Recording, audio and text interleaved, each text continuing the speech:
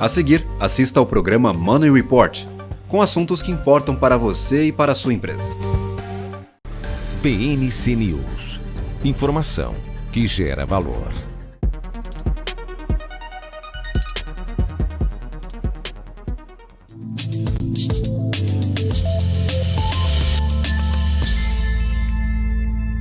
Olá a todos, bem-vindos a mais uma edição de Money Report TV aqui na BNC News.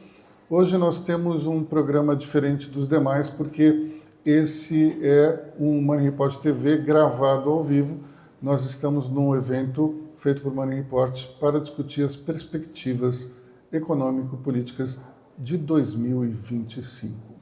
Então, para ilustrar esse debate, nós temos aqui Daniel Randon, que é CEO da Randon Corp, Marco Castro, que é CEO da PwC Brasil, e, por fim, Marcos Troilo, que é cientista político, diplomata, economista, tudo isso ao mesmo tempo, agora, e eu vou começar justamente por ele. Você, recentemente, Marcos, publicou um texto no qual cunhava o termo trumpulência. Explica um pouco o que é isso, como é que isso deve afetar o Brasil pelos próximos 4 anos. Luiz, é um prazer estar aqui na presença do Marco e do Daniel. Nós todos, Luiz, já tivemos uma situação em que, durante um voo, o comandante vai ao alto-falante e diz: senhoras e senhores, retornem por gentileza a seus assentos, afivelem os cintos, porque nós estamos passando por uma área de trumpulência. E esse conceito de trumpulência, na realidade, é um jogo de palavras com 3 vetores importantes que acho que marcam o momento dos Estados Unidos. Claro, nós estamos falando de turbulência, né? Ou seja, uma chacoalhada nas instituições multilaterais. Os Estados Unidos saíram da Organização Mundial da Saúde, estão escanteando a Organização Mundial de Comércio. Há um processo, para muitos inédito, não é? de inflexão da política externa americana. Veja, por exemplo, a posição da Casa Branca em relação ao conflito na Ucrânia. Então, há uma chacoalhada, né, na ordem internacional, portanto, turbulência. Há também um conceito de opulência, que significa riqueza, porque quando o presidente Trump chega para o seu segundo mandato, ele encontra à mão uma economia que tem um PIB nominal de 30 trilhões de dólares. Você vê, ao longo do século XXI, a boca de jacaré entre a performance do PIB chinês e do PIB americano vinha se fechando. Mas de 2019 para cá ela voltou a abrir. Se você pegar hoje, por exemplo, o market cap das 3 maiores empresas dos Estados Unidos, né, Nvidia, Apple e Microsoft, qualquer uma delas individualmente considerada, significa um valor superior àquilo que é transacionado todos os dias na Bolsa de Frankfurt. Vamos para outro critério. Os Estados Unidos têm 50 estados. O estado menos rico é o estado do Mississippi. Hoje o Mississippi tem um PIB per capita maior do que o PIB per capita da França, ou do PIB per capita do Reino Unido, ou do PIB per capita do Japão, que era o grande bicho-papão, por exemplo, dos anos 80. Então há essa coisa da opulência dos Estados Unidos vivendo um momento particularmente, do ponto de vista econômico, saliente. E tem também o tema da exuberância. Eu tenho certeza que muitos daqueles que acompanham o Money Report acabaram assistindo um vídeo que foi viralizado nas redes sociais de um pronunciamento do Bernard Arnault, que é a maior fortuna da Europa, no momento em que ele participa de um seminário da revista Le Nouvel Observateur em Paris, logo depois de ter voltado da posse do Trump nos Estados Unidos. E ele diz o seguinte: olha, nós aqui na França lutando com impostos altos, com burocracia que cada vez mais representa uma camisa de força, né, sobre os negócios, e eu estou voltando de uns Estados Unidos muito pujantes, muito pró-negócios, né? Então eu acho que eles estão no momento em que uma agenda de desburocratização, desregulamentação e corte de impostos pode trazer a média da carga tributária dos Estados Unidos como percentual do PIB para alguma coisa mais parecido com a da economia emergente. E eu acho que nesse sentido, Aloysio, esse é o principal efeito colateral que pode impactar o Brasil de maneira negativa, né? Porque mesmo depois da tão propalada reforma tributária, onde há ganhos, sem dúvida alguma, por exemplo, de eficiência, né? Você diminui riscos de guerra fiscal, por outro lado, você não tem diminuição da carga tributária. Nós estamos falando de 33%, 34%, o que significa que hoje o Brasil já tem uma carga tributária maior que a da Suíça e maior que a dos Estados Unidos pré-Trump. E de acordo com o Bernard Arnault, eles vão trabalhar para trazer esse número de 21%, por exemplo, do setor corporativo, para 15%. Ora, se isso acontece, você cria um diferencial pró-competição dos Estados Unidos que é muito difícil para nós. O que isso deveria dizer para nós? O que a trumpulência deveria significar para nós? Pelo menos uma lição de casa. O Brasil está lerdo, o Brasil está lento, o Brasil está pesado e o Brasil está desatento em relação àquilo que deve ser a competitividade da sua economia.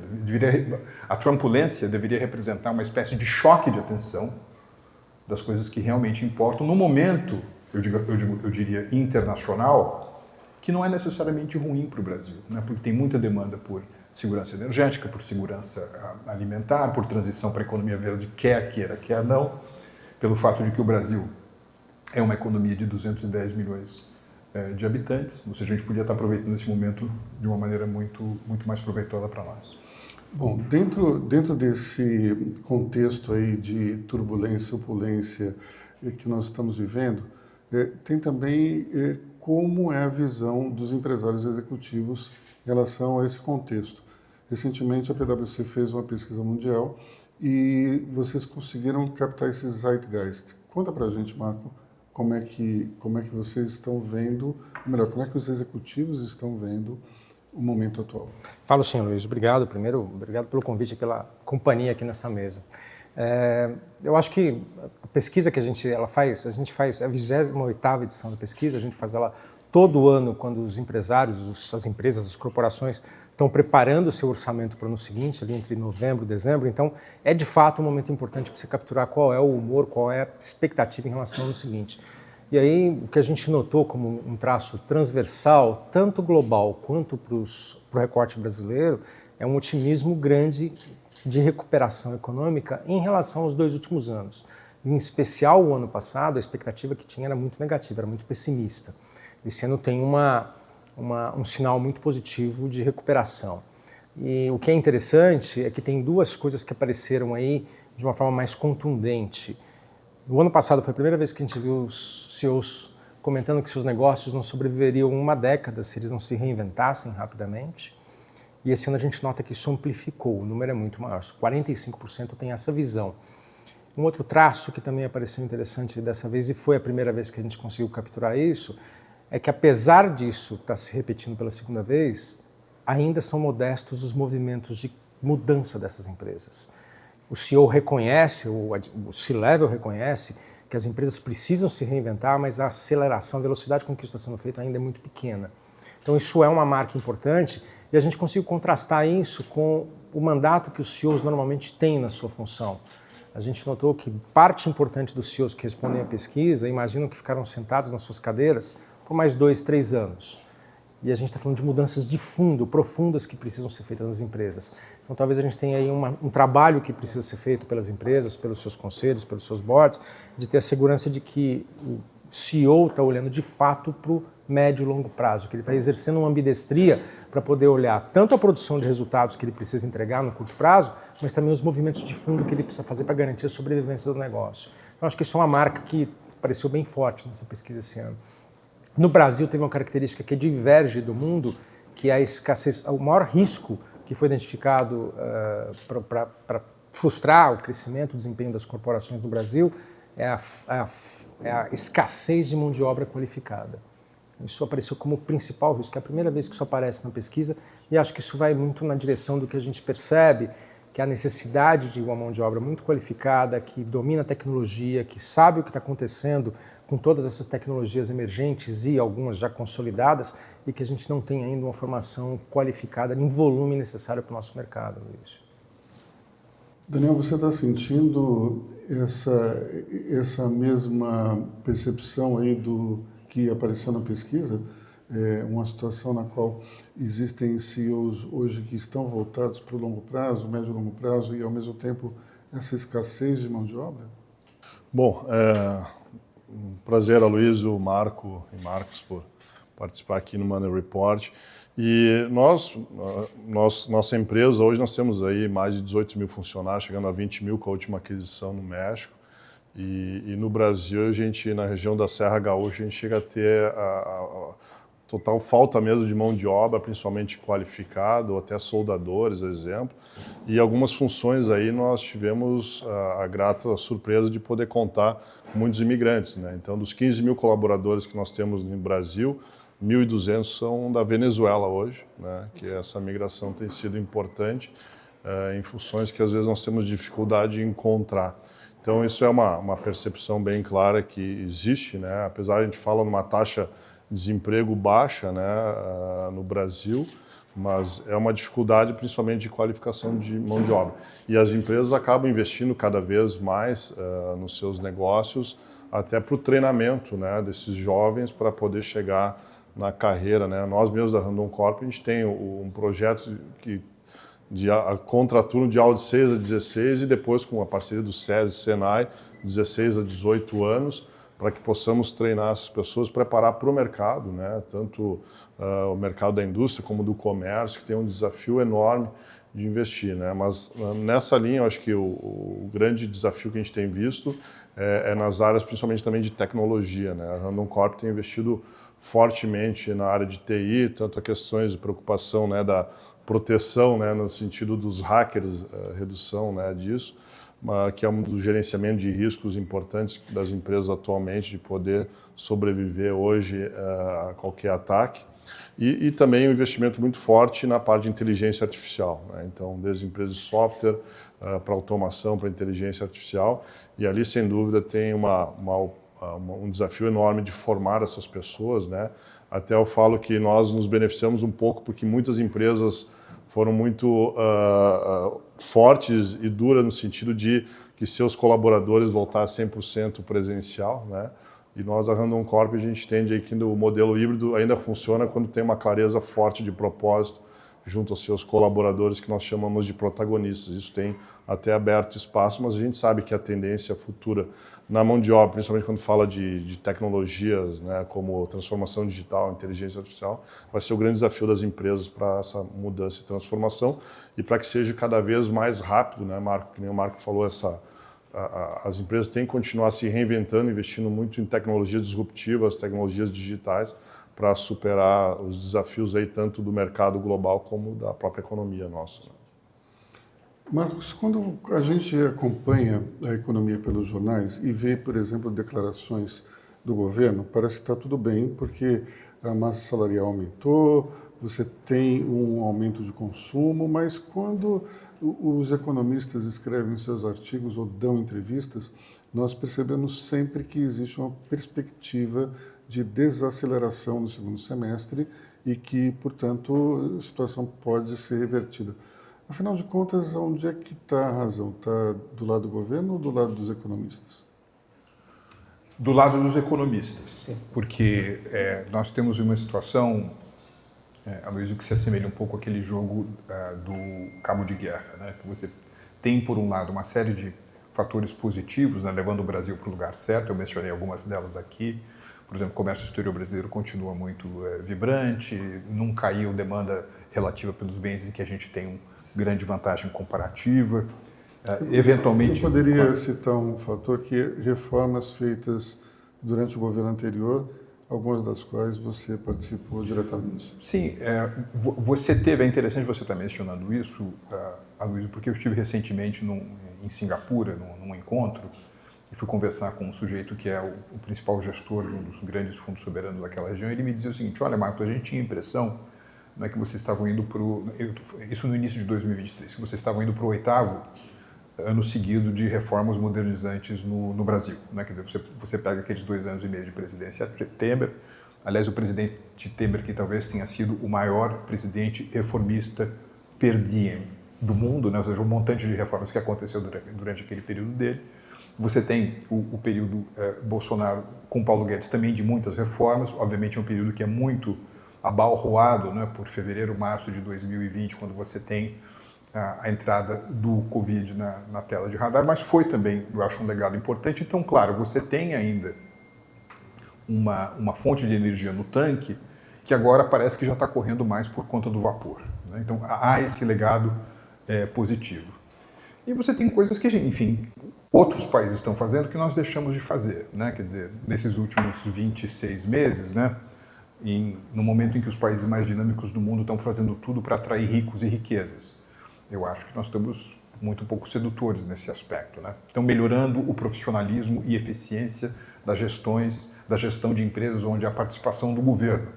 Acho que é uma percepção generalizada que a qualidade disso caiu. O apetite por, digamos assim, orçamentos bem equilibrados, com diminuição de gastos públicos. Não parece que esse seja o caso. Então, quando você faz uma projeção razoavelmente parametrizada, né, de para onde está indo gastos do governo, apetite por reformas, conexão mesmo também com o espírito do tempo, né? Quer dizer, na gestão em que eu trabalhei, que foi a gestão Paulo Guedes, a gente estava muito atinado com aquilo que estava acontecendo no mundo. A minha impressão agora é que a gestão econômica do Brasil, e mesmo a visão de mundo do Brasil, é muito parecida com aquele filme Austin Powers, né, que você tinha um espião que saía dos anos 50, dos anos 60, dos anos 70 e chegava para uma realidade diferente, né? É um governo confuso. E isso tem sido percebido lá fora, né? Isso tem sido percebido lá fora. Dito isso, hoje existe no mundo tanto aversão a risco para você alocar investimentos, sobretudo no parque produtivo, investimento estrangeiro direto, na China, na Rússia, naquela franja, né, que compõe a antiga União Soviética. Dê uma olhada na Europa. A Europa, muito provavelmente, é a sua mais importante economia, que a Alemanha vai entrar em recessão agora, uma situação política dificílima, né, com as eleições que se avizinham, a França também com os seus desafios. Ou seja, o número de destinos com o qual a gente compete meio que diminuiu. E há um tipo de investimento que está chegando no Brasil, que tem que ver com ciclos de maturação econômica mais longo do que os ciclos político-eleitorais, que eu acho que vai continuar vindo. Agora, o problema é se você não sinaliza, né, na direção correta, você acaba tendo uma subperformance do que poderia ser uma economia crescendo sustentadamente, né, com perspectiva positiva, a 3,5%, 4% ao ano, o que significa dobrar a renda per capita do brasileiro em 15 anos. Né? Então, eu acho que os economistas estão certos, né?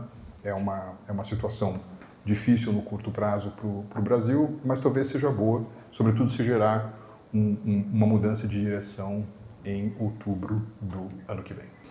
Um dos pontos mais importantes, talvez, do governo Trump e do novo contexto econômico mundial é justamente o tarifaço promovido pelos Estados Unidos.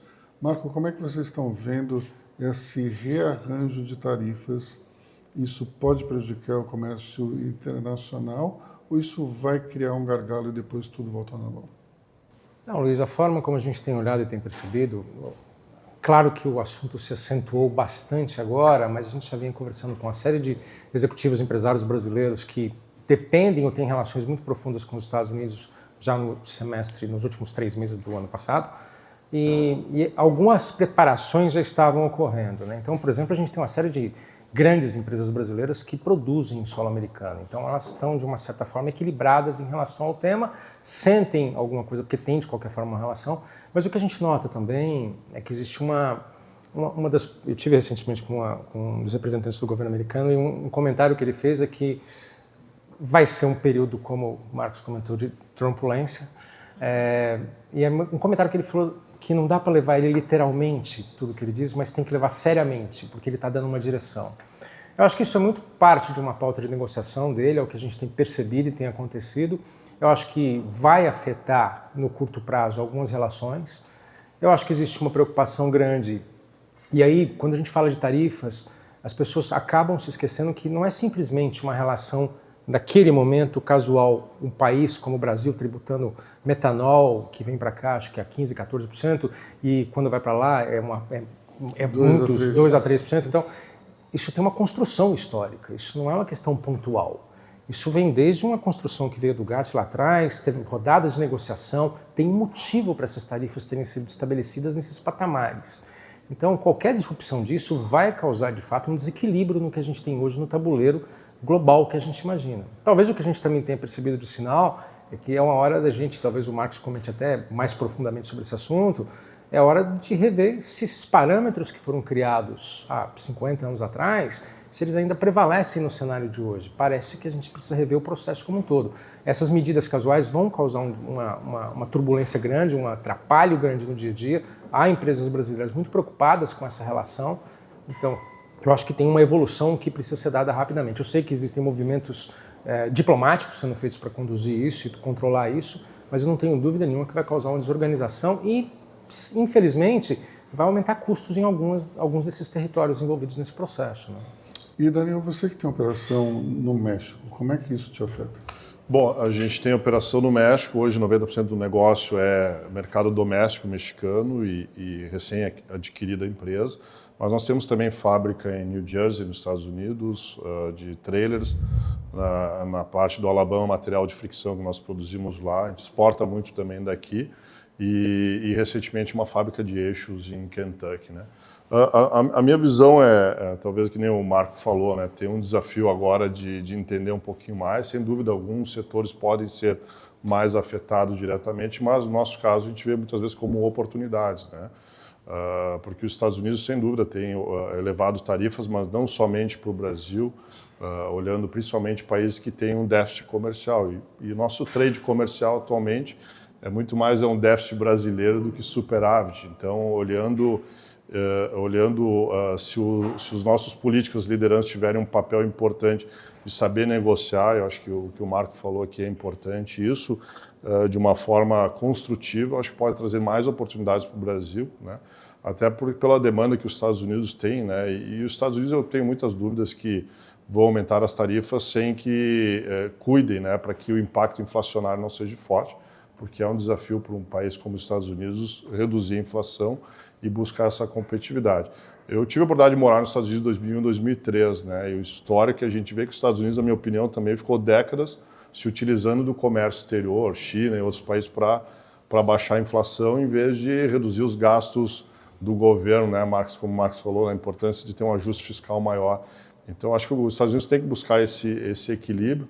E o Brasil, se souber jogar esse jogo nas negociações de oportunidade, eu acho que é um dos países que mais pode ser beneficiado aqui na questão de manufatura, ser mais competitiva, e principalmente porque eu acho que a briga forte com os Estados Unidos está muito mais com a Ásia e a Europa do que as próprias Américas aqui, que são os vizinhos mais próximos deles, tanto na questão logística, como também quando a gente fala de energias limpas, né, um país que tem a capacidade não só dos alimentos, mas também produzir aí com base uma descarbonização, que é isso que o mundo precisa.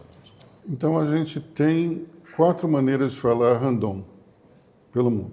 Random no México, random nos Estados Unidos. Aqui em São Paulo, random. Isso. E lá no sul, randão. Randão que faz caminhão, o carretão.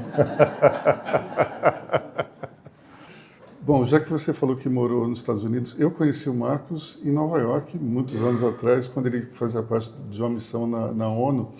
O que mudou daquela época para cá? Porque tudo que você falou do plano econômico do presidente Trump me lembra muito Reaganomics, a época em que o presidente Ronald Reagan baixou fortemente os impostos, criou uma onda de incentivo aos negócios. Você acha que isso tem a ver com o presidente republicano, que hoje é um grande ícone do liberalismo, Ronald Reagan? Bom, se eu me lembro bem, a gente se conheceu em 1998. Né? Portanto, já tinha passado.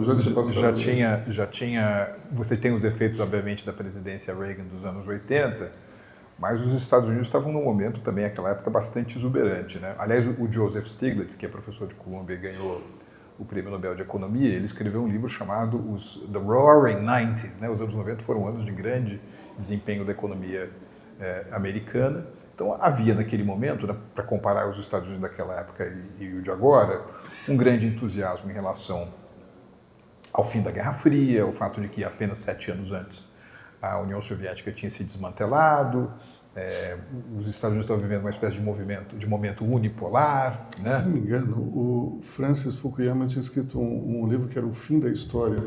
Nessa época ele tinha publicado um artigo na Foreign Affairs, que aliás ele sempre lembra que era acompanhado de um ponto de interrogação, né? O fim da história. Né?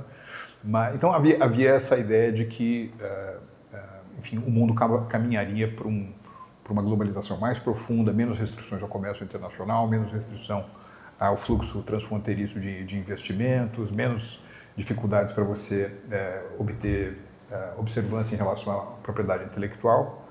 Ou seja, é um mundo que depois foi, eu acho, capturado muito bem por aquele livro do Thomas Friedman, O Mundo é Plano, né? Nós não estamos mais nesse mundo, né? Nós estamos num mundo em que quem está pilotando o jogo é a geopolítica, né?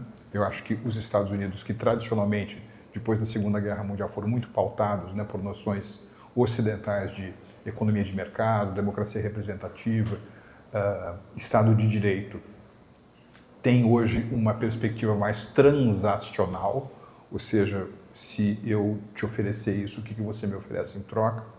No período em que, enfim, nós estivemos no governo, né, 2019 e 2020, eu tinha que lidar com quem, naquela época, era o representante comercial da primeira presidência Trump, um sujeito chamado Robert Lighthizer, que acho que em algum momento da vida dele foi advogado de conglomerados farmacêuticos dos Estados Unidos, então ele tinha uma grande birra com o Brasil por conta da quebra da patente dos medicamentos da AIDS durante a administração do ministro da Saúde, José Serra.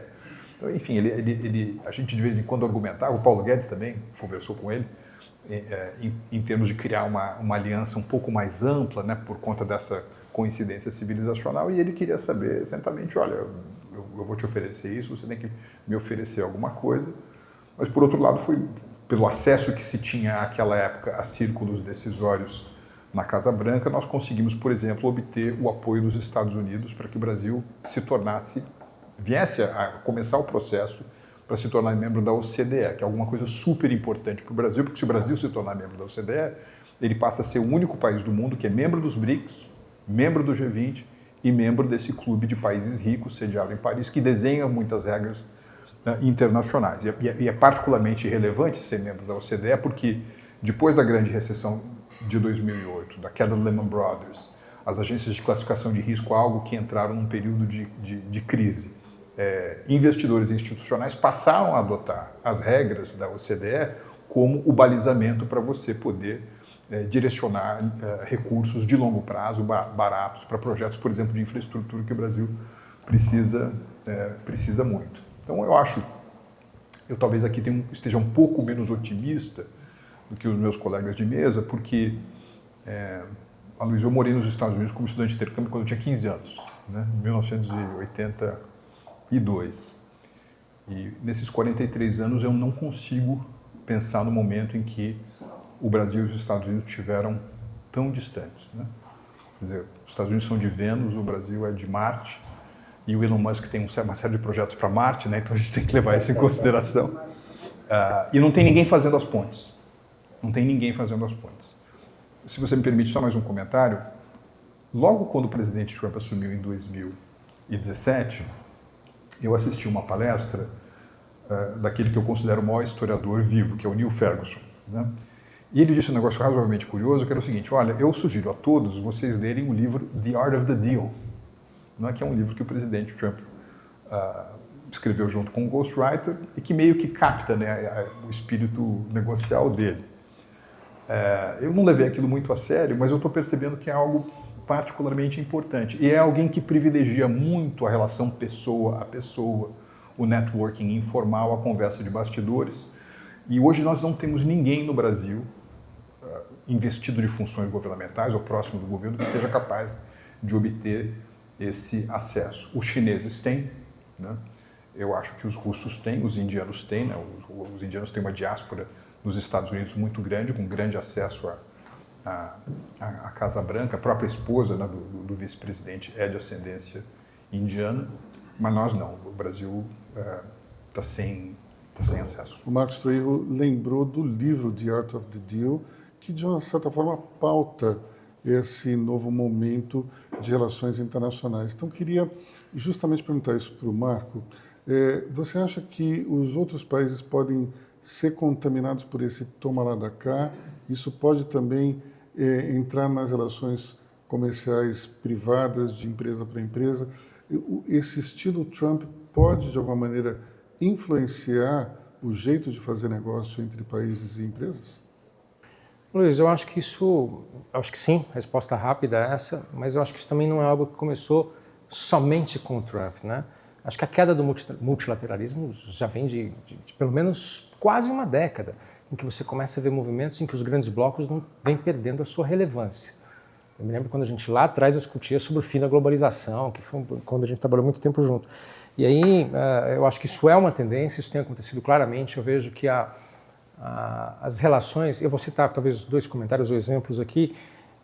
A gente, o ano passado, ano retrasado, falava muito sobre o realinhamento das cadeias e aí imaginava-se que vários governos, especialmente o nosso, poderia fazer movimentos favoráveis para se posicionar e ser aberto a esse reposicionamento, uma vez que a gente tem vários conceitos que poderiam nos beneficiar, como nearshore, friendshore, qualquer outro deles. E, no entanto, a gente percebe que não houve esse movimento estrutural dos governos, ou do nosso, pelo menos, mas a gente percebe que várias empresas começaram a fazer esses movimentos silenciosamente com as suas matrizes, com suas bases, e tem uma série de empresas que no Brasil se reposicionaram diretamente com as suas matrizes para ser o fornecimento básico para algumas coisas. Isso muito silenciosamente aconteceu, está acontecendo e segue acontecendo. A gente também sabe que tem uma série de discussões. Eu tenho viajado bastante. Um dos países que eu tive recentemente foi na Polônia, e eu percebi a preocupação deles em relação à dependência que eles têm dos Estados Unidos, e é normalmente uma dependência vinculada ao bloco que eles pertencem, só que eles já estavam discutindo e evoluindo em paralelo porque eles estavam preparados para fazer concessões necessárias justamente para garantir que a força militar americana que eles têm em solo permanecesse por lá. Para eles é vital, eles têm perto de entre 12 e 15 mil militares americanos defendendo as fronteiras justamente do grande inimigo que está agora entrando na Ucrânia. Então eu noto que de fato há um sinal claro de que as relações diretas vão ser a grande marca dos próximos anos. Bom, a gente estava falando muito de China também, você tem negócios no país também. Conta pra gente como é que é o jeito chinês de fazer negócio, porque isso acho que vai talvez ter alguma mudança, ou se contar com a ajuda do Elon Musk, talvez a transição não seja tão terrível. Então, só para complementar, né, a própria cadeia automotiva, desde o Covid, teve uma mudança muito forte, né? Quando a gente percebeu que teve essa interrupção na cadeia e riscos, agora também desastres climáticos, as empresas têm trabalhado não ter só um país ou uma fonte de fornecedor, porque também tem um processo, muitas vezes, aprovar uma peça numa OEM leva 2, 3 anos até fazer todo o processo que a gente chama de PPAP, né? E desenvolver o fornecedor até a aprovação final. Então, desde o Covid, se colocou muito claro que nós temos que revisitar essa cadeia. Nem sempre a questão do mais barato é o melhor ou mais eficiente. Então, isso as empresas têm olhado globalmente de buscar alternativas próximas, de preferência, mas também outras alternativas em outros países. Então, isso reforçou essa dependência muito da manufatura só da China e da Índia para achar outras alternativas. Então, isso a cadeia tem trabalhado fortemente, né? A China, nós estamos lá desde 2008 com uma fábrica que começou no início de 2009 e depende do setor, né? Então, o governo chinês depende do setor, se é estratégico, aí tem que ter um sócio chinês, né? No nosso caso, autopeças, não, nós fomos sozinhos, mas sempre uma relação muito próxima do governo do estado. Então, além da prefeitura, tu tem a zona de desenvolvimento, que tem um líder por isso, ele tem metas, tem que atingir essas metas. Então é interessante, porque eles trabalham muito perto do empresário, para nós mesmos. Nós conseguimos ali já ter uma área para alugar e colocar a fábrica. 5 anos depois começou a vir um monte de prédios, um do lado do outro. Eles falam, ano que vem já tem que sair daqui, já vão para outra área. Então é muito rápido, muito dinâmico. Mas é que eles também, essa zona de desenvolvimento que tem uma liderança, normalmente é o vice-prefeito ou alguém da prefeitura ou da região, ele é responsável em buscar essas metas e atingir. Tanto que eles já, até no passado, nos visitaram aqui no Brasil, vendo o que pode investir mais. Então, o chinês é muito pro-business junto ao governo, junto às empresas, né? Tem alguns desafios historicamente na proteção de tecnologia, então as empresas têm tomado muito cuidado nisso, né? Na questão de cópia, né? Até a questão de direitos autorais. Mas, em geral, a experiência nossa tem sido sempre muito positiva, que o governo acaba sendo um parceiro e positivo. Agora, olhando na cadeia global, sem dúvida, o grande desafio da China hoje é continuar produzindo e mantendo um PIB alto, por isso que a gente sente essa invasão aí muito forte dos carros elétricos no mundo, né? E no próprio setor automotivo, eles têm tentado colocar essa dinâmica dos veículos, essa transição principalmente para os carros elétricos. Então mostra o poder que eles têm de barganha.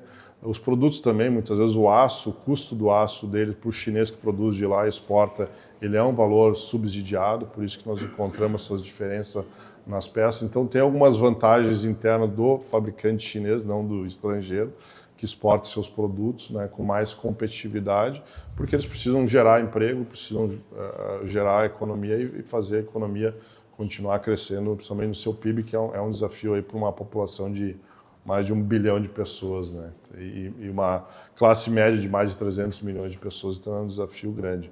Mas a China tem sido importante e nessa parte de transformação digital e tecnologia é muito rápido, né? Parte de inteligência artificial, tudo.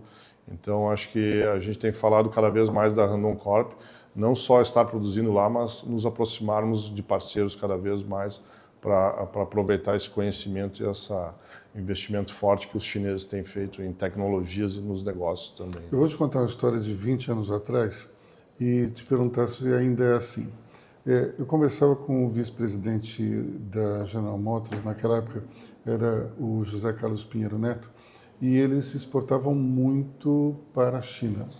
E eles sempre compravam o modelo Corsa Bordeaux, só. Então, milhares de carros Corsa Bordeaux. E um dia ele vai conversar com o general chinês que comprava esses carros. Então ele ingenuamente disse assim, mas vocês não querem fazer uma pesquisa de mercado para ver quais são as cores que o povo gostaria de comprar os carros? Daí o general disse assim, não tem pesquisa, porque o povo fala através de mim. Não, isso continua assim? Não, algumas coisas sim, mas no caso do mercado, o capitalismo na China é enorme e acho que até um ponto positivo, eu vou para a China frequente e agora, depois do Covid, eu fui ano retrasado e me chamou a atenção que em Xangai toda vez que eu fui lá, nunca tinha visto ficar o céu azul por 3, 4 dias direto, assim, né? Então, e eles fizeram toda essa mudança, desde a época das Olimpíadas, começaram a tirar as fábricas dos grandes centros, e hoje, por exemplo, em Xangai, ali, a maioria dos carros são carros elétricos, né? Então, eles conseguiram limpar o ar, né? Então, o que a gente via é uma cidade sempre muito poluída, tinha que andar, muitas vezes, até de máscara, por questões, né, da alergia e outros, mas o impacto é impressionante. Eles tomam muitas decisões que vêm de cima, lógico, são estratégias macro de 5, 10 anos, mas as ações são bem vistas. Então, hoje, tu tem o incentivo de ter um carro elétrico e quando tem um carro hoje a combustível lá, tu tem um custo, né, que é uma licença para ter esse carro, que ele é alto, né? Chega a ser, dependendo do valor da licença, quase o preço de um automóvel. Então, eles acabam criando incentivos e muito rápido. Então, por mais que a gente fala que a China ainda tem uma matriz não tão limpa, energética, né, mas nos grandes centros das cidades volta a ser uma cidade mais limpa, mais organizada e até possível de habitar, porque a gente fala da questão, né, da mobilidade urbana, mas tem que tomar algumas ações fortes e acho que Xangai e outras grandes cidades da China, com as suas políticas, eles têm conseguido fazer essa mudança. Estou falando em 5 anos, assim, é impressionante. Um ponto importante que eu acho que a gente precisa ter discussão aqui é a posição do governo Lula em relação ao petróleo, que aparentemente na campanha foi um discurso e agora na prática é outro. Como é que você está vendo esse apoio à exploração de petróleo na margem equatorial? O que isso pode impactar a nossa economia?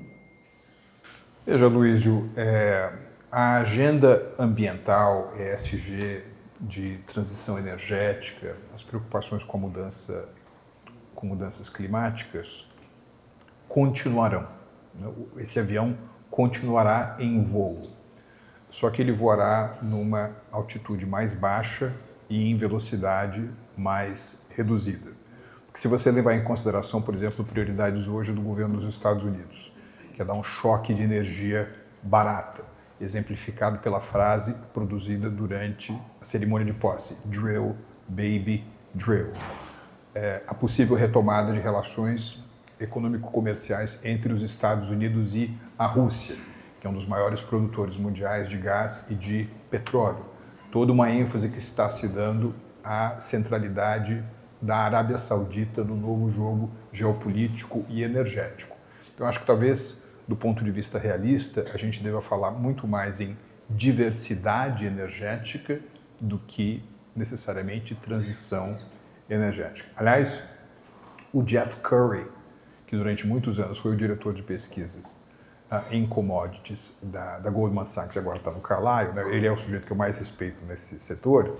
Ele disse que nunca, né, mesmo se você comparar, por exemplo, os primórdios do capitalismo, o mundo consumiu tanto carvão. Né?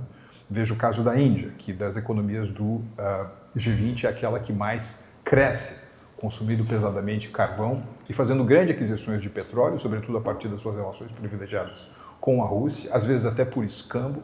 Então, essa é uma agenda que, mais uma vez, da transição, que vai ser algo desacelerada e que, na minha opinião, vai criar até uma metamorfose no conceito de ESG, porque durante muito tempo, né, essas três letras, né, o E de ambiental, em inglês, social e governança, nos dava a impressão de que o E era uma letra garrafal, o S e o G é menorzinho. Como disse o G aqui, principalmente, né? O G sem dúvida alguma.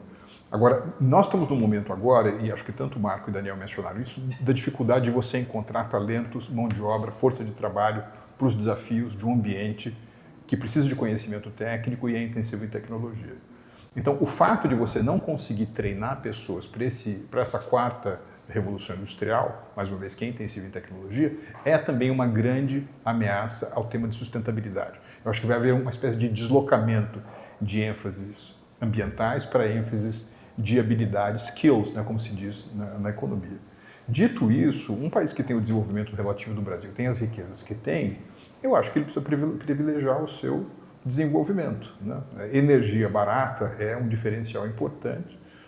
Utilizar esses recursos para atração de investimentos estrangeiros diretos, conquistar mercado, é algo apenas natural, de modo que eu não vejo maiores problemas. Eu tenho ouvido muitos especialistas, né, sobre riscos ambientais à exploração naquela região do Brasil. Me parece que eles são bastante reduzidos, as recompensas de longe, né, ultrapassam as possíveis ameaças, e a gente acha que tem que entender, deve entender, o início, enfim, como esse tema era tratado durante a campanha presidencial de 2022 e durante os primeiros 6 meses, como um item dessa polarização improdutiva que existe em várias democracias ocidentais. O Brasil não é diferente.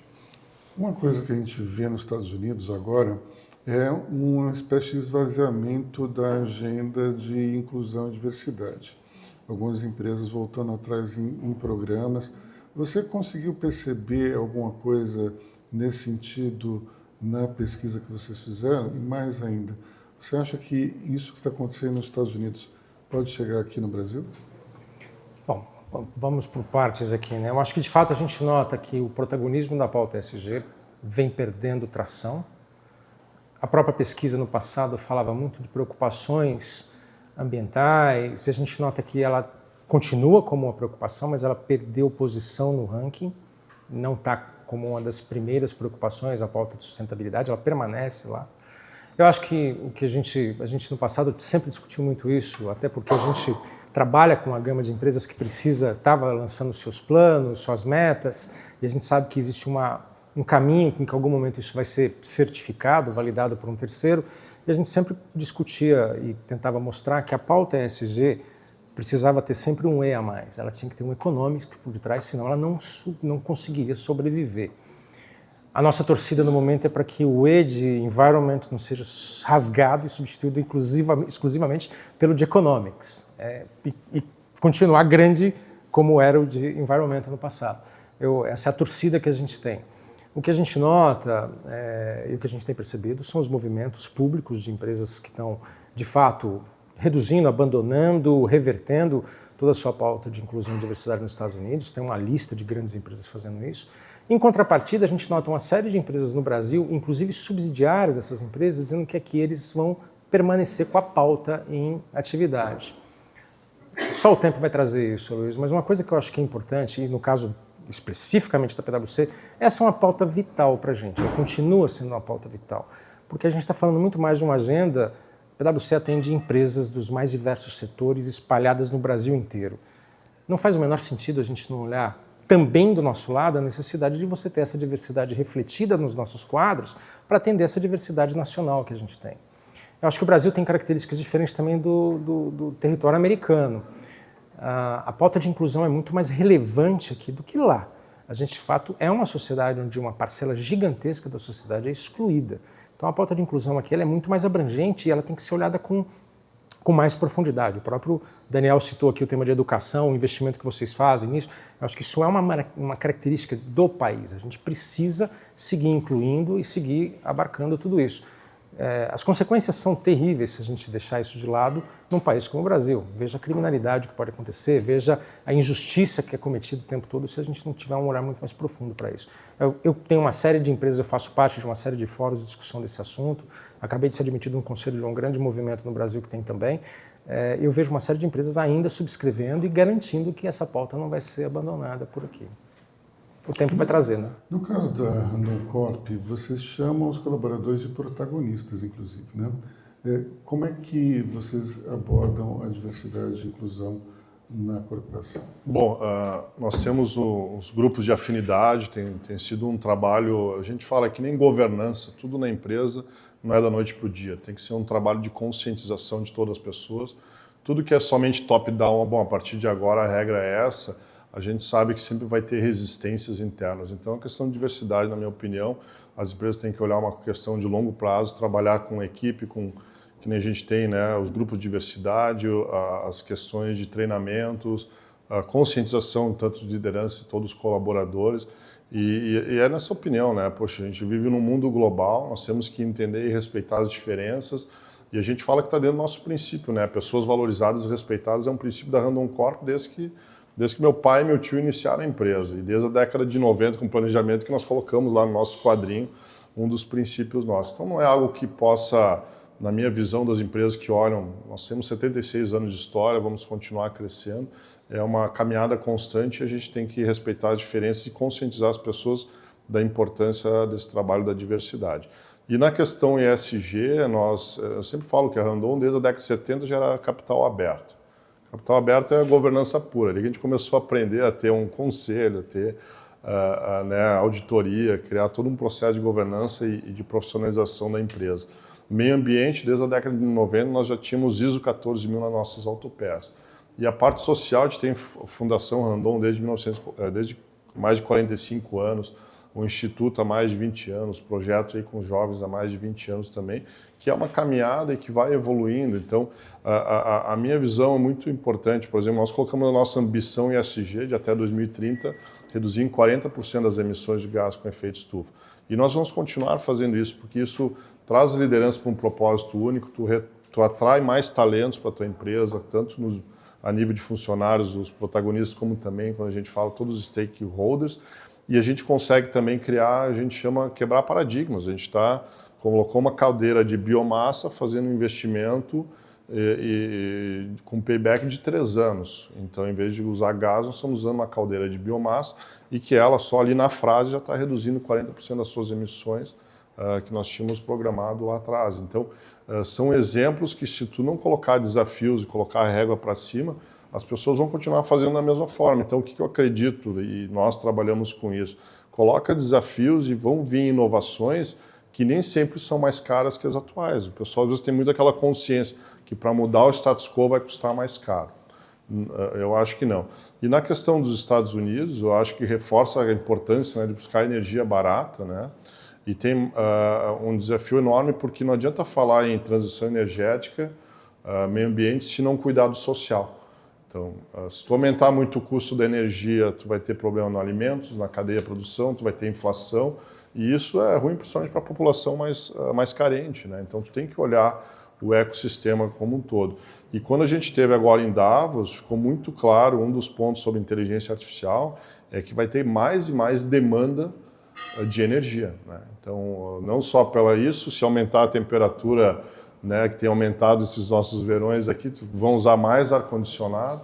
Então, o consumo de energia com inteligência artificial, transformação digital, a própria criptomoeda, é uma demanda cada vez maior. Então, esse é um desafio. Como é que tu vai fazer uma transição energética se cada vez tem maiores demandas de energia? Então, tem que buscar, sem dúvida, uma diversidade de energias também para ter não só um modelo, mas para que a gente possa passar por essa fase da transição com competitividade, mas também sem deixar de investir em energias básicas, porque se não tiver o carvão, se não tiver o petróleo, tem gente que vai morrer de fome, vai passar frio, né? Então isso não é da noite para o dia, mas é um trabalho sem dúvida que tem que ter uma meta e buscar.